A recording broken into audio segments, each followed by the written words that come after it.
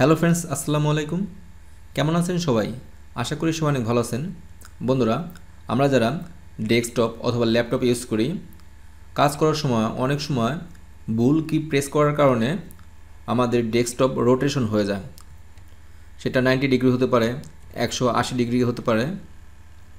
যদি আপনাদের এরকম প্রবলেম হয় তাহলে কিভাবে সলভ করবেন অনলি ওয়ান ক্লিকে, এই কাজটি এখন আমি দেখাবো।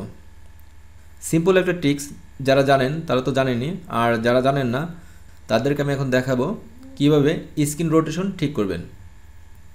আমরা যখন ল্যাপটপ অথবা ডেস্কটপে কাজ করতে যাই তখন হঠাৎ করে কোনো ভুল কিওয়ার্ড প্রেস করে আমাদের ডেস্কটপ এরকম অ্যাঙ্গেল হয়ে যায়, 90 ডিগ্রি অ্যাঙ্গেল, 180 ডিগ্রি অ্যাঙ্গেল।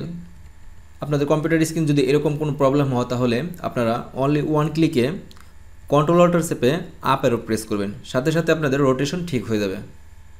অর্থাৎ বন্ধুরা, আপনারা যদি কখনো ভুল কিওয়ার্ড প্রেস করেন, যেমন কন্ট্রোল অল্টার চেপে রাইট অ্যারো অথবা লেফট অ্যারো অথবা ডাউন অ্যারো প্রেস করেন, তখনই আমাদের এরকম সমস্যা হয়। এরকম সমস্যা সমাধান করার জন্য কন্ট্রোল অল্টার চেপে আপ অ্যারো প্রেস করবেন।